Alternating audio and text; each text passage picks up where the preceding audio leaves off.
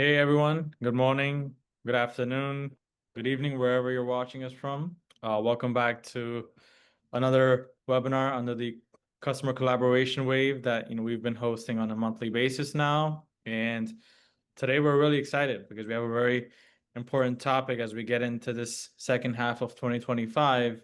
And a lot of suppliers, a lot of retailers are still struggling with improving product availability or on-shelf availability and kind of also getting ready for the holiday season that's about to come up. So I think this is a great moment to kind of take a step back and Brennan and kind of offer some new perspective that we've learned over the past first 6 months that could be useful, for those who are listening. And before we dive in, I'll just do a quick intro. So my name is Usman, and I lead the go-to-market here at Bob's. I know my name tag says Jorge. Jorge is the CEO of Bob's. He was supposed to join, but he got a customer call that came in last minute, and customers are always a priority. So I'm just pinch hitting for him.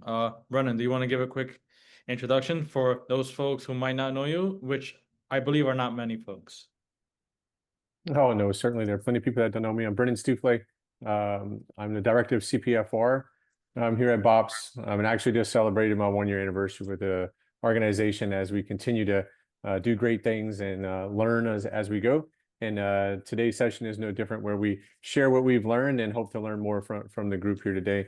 Prior to joining BOPS, I was with Kimberly Clark for 8 years, leading capability for a few years. And prior to that, where I spent most of my time being one of several team leaders supporting the Walmart and Sam's Club team.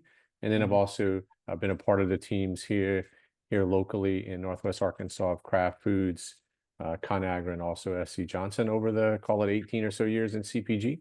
Mhm. So excited to share this topic today and then continue to engage with the community. I love it. Let me share my screen. You let me know when you can see it, and we'll dive into it.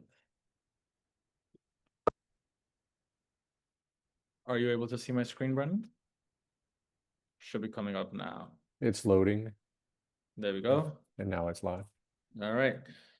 I think we got the introductions out of the way, so let's dive into some of the key topics that a lot of the folks are on the call are here for. So, like we mentioned in the beginning of the call, there's been a lot of learnings that we've had from talking with suppliers and retailers in this first half of 2025.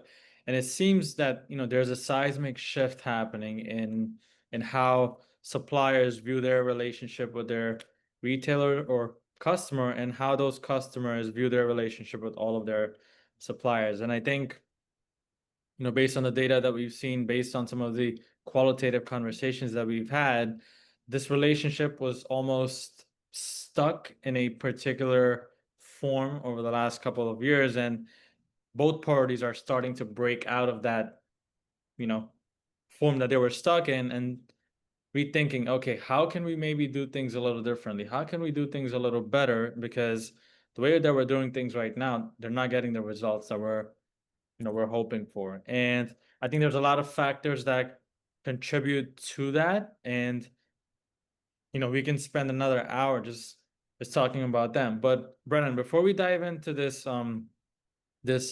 people props process technology and data analytics framework that we've outlined here, what are some of your thoughts based on what we've seen in the first half? Just a quick summary.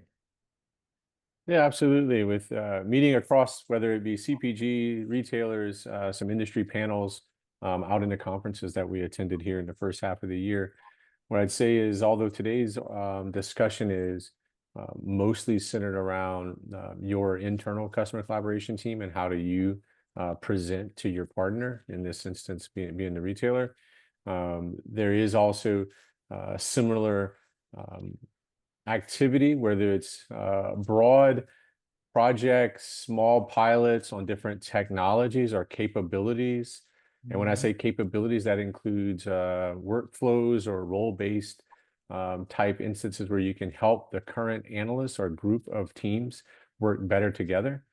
Um, Mhm. Mhm. Not just getting more information, but defining and providing guidelines for those users to take action to support the business in a more efficient manner. And then Mhm. also allows them to be I'd say there's some more effectiveness happening, but then bring in visibility to the impact. I think there's still open opportunity for visibility to the impact. Is where I'd say the first half has led me to.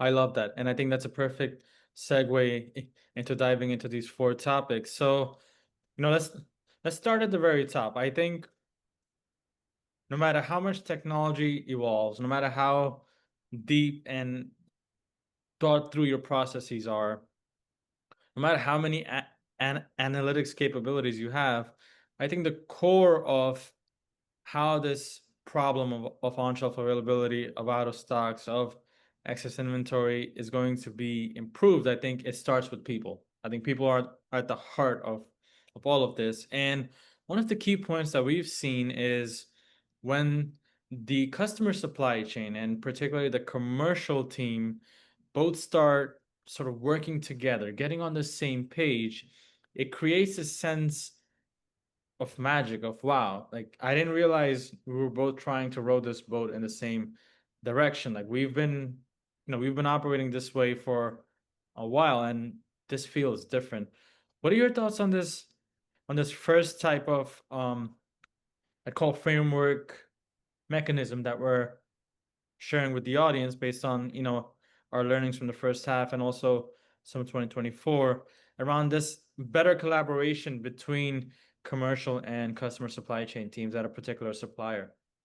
Yeah, we certainly ran a few, um, I guess, projects, also listening to a few people attend some other events where their best outcomes are starting to come to fruition in a major way when the multiple teams that Mm-hmm. maybe did not, maybe they were siloed before, but today they're either sharing a key performance indicator or they're more understanding of each other's process and incentives.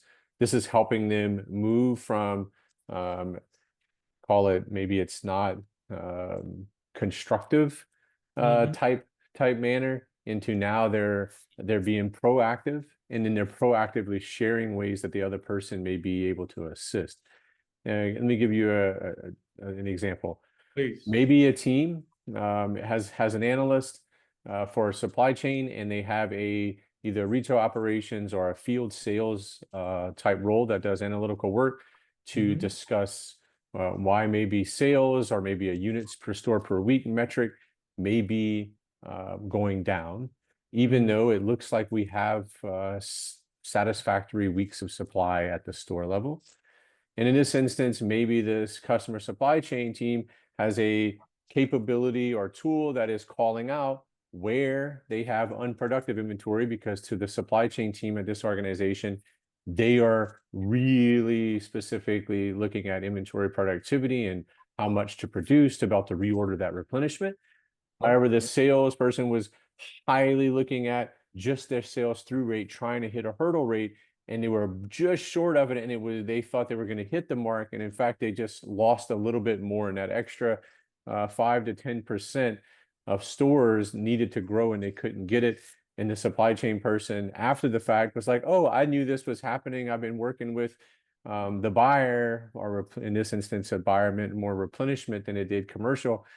And if they would have just shared that information, they could have solved it 3 months ago.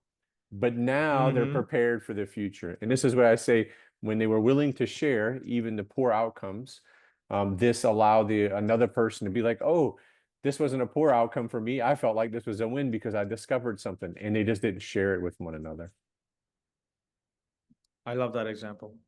I love that example. And then, like, if we just pull on that thread, because I know you mentioned having sort of key KPIs or key metrics was one of the core parts of this alignment between the customer supply chain and the commercial teams.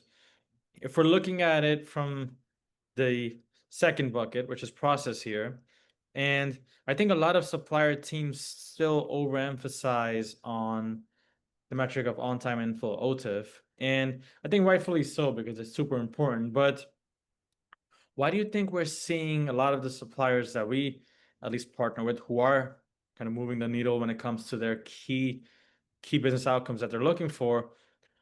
Why do we see them also focus on shelf availability and not just OTIP. I think this is like a key part and a key pattern that we've seen over the first half. And, I want to get your thoughts on this one.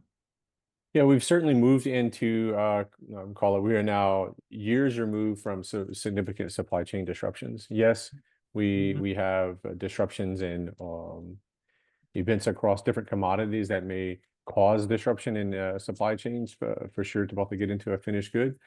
However, Mhm. where I'd say on time and full is something that is always been expected. I would say there are more organizations that are either meeting the target or have a action plan. They built the process, they built the workflows. They have spent years internally building out how do we achieve high fill rate and then partnering with their transportation partners and providers in order to meet these on-time goals and avoid fines. Still a big lift. This is not a forget type measure that we were just proposing here, are expecting where is the rigor, where is the workflow process design, the technology investment, the personnel investment, to where the on-shelf availability metric, where you start at a minimum with the in-stock. What is each team doing to demonstrate getting product to the store and to the consumer online where and when they need it most? And I think that's why the focus. So there's many ways or different KPIs along that journey. But if you're going to Mhm. pick one that everyone understands, then you can start fine tuning your math or your different assumptions that may go into OSA and how you reflect that. But Mhm. where the consumer purchases and the metric, that's the ultimate value metric, if you will. Mhm. And so now that you've avoided the fines and you have a solid fill rate, maybe even you solved the forecast or the retailer has helped you solve the forecast problem and they're ordering more smoothly. Well, Yeah. if you have um, high OTIF, then your OSA should be great. Well, what about your items' pack sizes? What about your packaging might be impacting how product is displayed on the shelf? Your items could be in a category that doesn't get touched but once a week in a store, once a month. What are the category impacts for on-shelf availability once you actually get it to the distribution center or to the store of the retailer? That's super, super important. And then there's one point that I think you mentioned, which is key. It's that on-time in full is still an important metric, and you should continue to track it and try to improve it. But in parallel, on-shelf availability is also that much more important because, yes, if the product is not on the shelf for the consumer to buy, then, are you really getting the true value outcome that you're looking for versus just having the product at a particular DC or, in the network in itself. All right, moving right along. I like the flow that we're building here. In terms of technology, and I'll preface by saying that this isn't meant to be a you know, a sponsored by Bops part of the framework. This is more looking at it holistically. Like if we're talking about the internal and the external collaboration that we want suppliers to think about differently, why why would it be beneficial for a commercial team, a customer supply chain team, and even a retail execution or retail ops team to kind of have some sort of tools that enables better collaboration between them? Like why would that be like a positive thing? Like what are your thoughts there? And then B, like maybe there's an example that you can give and that maybe relates up to, the OSA metric that we just talked about that kind of drives the point home on, how this would look in real life, like in practice. Yeah, certainly. And technology is from the Excel document that our Mhm. template, the way you send emails internally, whether you use a Slack or a Teams channel to communicate amongst your team, into visualization, business intelligence tools. Do you extract data from each of the different platforms? How does all this come together and how is it presented to your team is important, but then how does the workflow happen? Meaning when you agree that sales is up 5%, does the marketing team, the sales team, the customer supply chain team, and the supply planning team that supports your retailer's business agree that you were up 5%, that you shipped 1,000 units, and that next week you plan to ship 1,000 or 1,200 units as well? Does everyone agree with the baseline facts? This is the thing that technology usually helps become more efficient in your organization and builds trust. When more people believe in what is happening, across the business. It's founded in the repetitiveness, the consistency, Mm-hmm. to build upon. So someone typically, you're hoping for innovation in each of these capabilities, right? Whether a person creates a new visual, whether a person creates a new process for a better, more efficient handoff to the supply planning team, back to the sales team, and then for the replenishment team to activate with replenishment at the retailer. Each of these capabilities, the better technology you have, but the better people and the better process builds into the technology for you to uncover this. And an example would be if you agree on shelf availability as the measure or the North Star for your team, then you should probably both log in to the same Power BI tool, the same Excel sheet, or agree when your analyst sends the weekly update to the Teams channel that everyone agrees it was 92% and you had growth in phantom inventory, you had a reduction in missed shipments. Any of these things is things that you should all have in this weekly process. And that's how we say we tie the two together to where then that is shared to your office leader. It's the same report. It's not a new office leader only report. It's coming Mm-hmm. from the same one source of truth. And that's what usually technology unlocks and brings the people process together. I love it.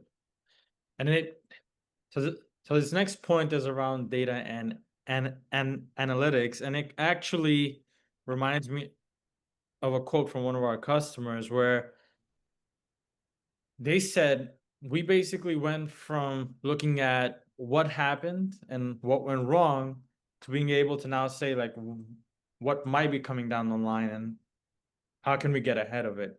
And I think that ties in obviously having the right people in place, having the right processes for the people across the line or even within the same team to work together, having some sort of technology that enables that process to flow and that process to be able to scale. And I think the last part that we've added on onto this framework, which has been basically influenced by a lot of our customers, is around data and analytics. And I think going back to that customer quote that I mentioned, what's the significance for suppliers in your mind of not just focusing on what happened and not just being happy by knowing what happened and what may have went, went wrong, and like rather trying to see, okay, what might be coming down the line, what might be something I need to pay attention to, and then what might be something that I need to communicate with the customer as soon as possible so that it does not become an issue that then we have to deal with. Yeah, absolutely. I think let's go with let's assume you've aligned your people, given them great Mm-hmm. tools. You've broken down some barriers between the teams, and they're working well together on a process, and they've aligned on this North Star KPI to go after. And you Mm-hmm. even invested in a technology and capability over time to get you to what I'd call a maybe mature level within data and analytics, meaning you're not just reporting, but Mm-hmm. maybe you've started to unlock ability to work cross-functionally, and you're actually getting value. But how the next phase is where I'm seeing how do you define and agree with being wrong? And this is the predicting and the preventing. The Mm-hmm. reporting of the news and the kind of barely estimating what might be happening in the future, but not using sound statistical analysis, maybe not relying upon your consistent processes. But Mm-hmm. um, this is where you start to have the so what question Mm-hmm. become a little bit um, too difficult to answer because most people and most teams are afraid of getting this wrong. Yeah. But what's it you have to break through is I'm going to predict, and here's why, and here's the data to back up my predicting and preventing. This is where the technology does enable more, but this is where incredible amount of trust within the team Mm-hmm. is what you're trying to break through, because you can't move along the maturity model in the what will happen, because you then will run into so what. So you're telling me that I have or I'm likely to have an out of stock problem. Here's the three things or the two things you're telling me I can enable to mitigate or prevent entirely what may happen to be a shelf issue. Well, what is it worth to me? Well, to Mm. determine an ROI, you have to convince the person that that is a reality. You're predicting it's more likely than not. It's probable to occur based Mhm. on these assumptions plus these facts. And I Mhm. think when you're able to better define that, communicate, you can't rely only on one team, the commercial team, the supply chain team, the supply planning team, the retail ops team, to be the only storyteller Yeah. and the only one to activate. And I think that this is what I would say. This is still happening, Mm. depending on your team, but I Yep. think that's the breakthrough. This is where everyone is more hesitant to agree to putting in the next step because you have to agree that you're going to fail or you're going to be incorrect. And then you're trying again, like the iterations, it's iterative in its manner, and you have to be okay with that. I love it. I love it. This has been super, super informative, even for me. And I think one thing that I'm really happy that we did is we kind of shared a lot of this content with the folks that were either signed up and could make it, or even some folks that signed up and told us that they wouldn't be able to make it. And luckily, they submitted some questions that I think will help us kind of prompt some follow-ups that, are running through people's minds as they digest like how this maturity model plays into their day-to-day operation. So let's take a look at this question. See if my screen shared. Here we go. All right. So first question we have: what has changed from how you see customer supply chain and sales teams collaborating today versus in the past? I think this obviously flows into that people bucket in our framework, but is there anything beyond what you shared on that point that really sticks out to you based on your experience at the suppliers that you worked at? Yeah, I think I'm starting to see there was always in a cross collaboration in each of the places I've worked for sure. What I'd say in our clients that we've gone through and then in talking to even just more industry folks across different retailers than just Walmart and Sam's Club. I've gotten way more exposure to those organizations and retailers are looking for the insights to collaborate Mm-hmm. way more than they were in the past. Mm-hmm. I think they are developing tools, capabilities through their portals at a faster pace and more useful information than in years past. But they are still working with suppliers to have a more efficient way to communicate to one another whenever they're finding the errors, whether it be in inventory or forecast, in order how do you activate that.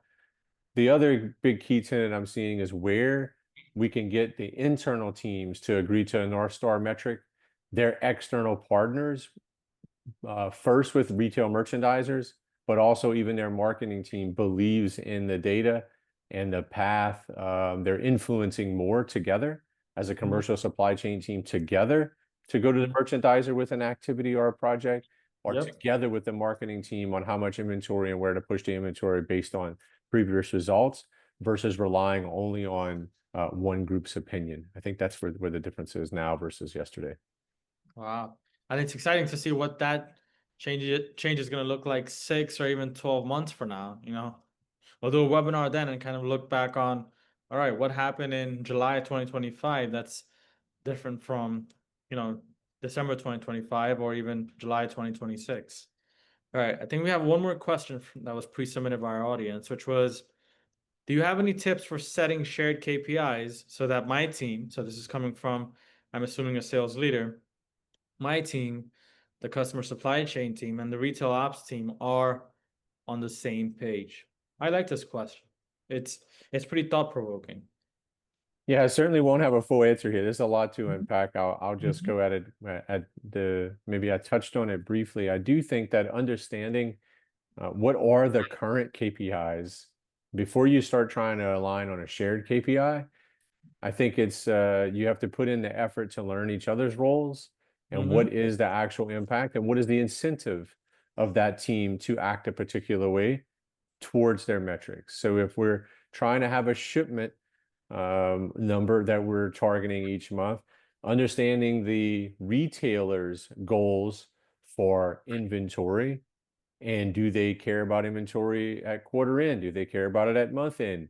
How do they fulfill a promotion? Do they have a particular way they do that? Does the supply chain team know how that flows better than retail ops or sales?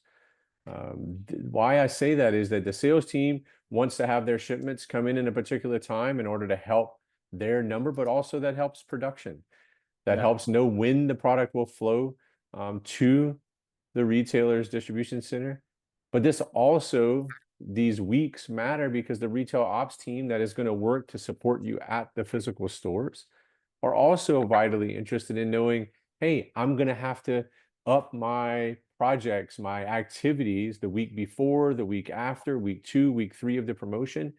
I need to know when a particular region in the country expects to receive the inventory so they can then deploy the right amount of resources. You don't want to spend 50 man hours a week when you only need 10 man hours a week, and then you actually need the opposite in the following week for merchandising support. So what is the KPI you're after and the timing of it, and understand the incentives for each. Then after that, this is whenever you get further and further into defining what is the 1 or 2 measures that everyone is attempting to accomplish that kind of captures the essence of all the work and should be guiding the team's outcomes. I love it. I love it. I think we covered quite a bit today, and I'm sensing that a lot of this is going to be put into practice for folks, as we get into the second half of this year. We have Halloween coming up, the holiday season, a lot of prep ongoing. So I'm excited to see how suppliers sort of put this into practice, and like all the stuff that we're going to kind of hear back from suppliers as we start putting out some of our surveys and our feedback mechanisms. But I think for today, Brennan, like we went really deep, and this was super, super helpful. And for everyone listening, we'll share the slides with you so you guys have this material. Obviously, you will have the recording as well. And then last but not least, we have 2 new webinars that are upcoming in the next couple of weeks. One of them is a surprise that you'll see being promoted at say later on this week. And then there's another one in the customer collaboration wave series that's coming in, I want to say 3 weeks, but don't quote me on that. But there's a lot more coming, and there's a lot more changes that are coming to supplier retailer collaboration in the second half. And yeah, we'll be here to support everyone through it. That's our role, and that's kind of our sort of intent here, to be that resource for the supplier community, to be able to rely on us as the ground beneath us is kind of changing and shifting towards a better day-to-day for everyone. Thank you, Usman. All right, Brennan, take care. Thank you.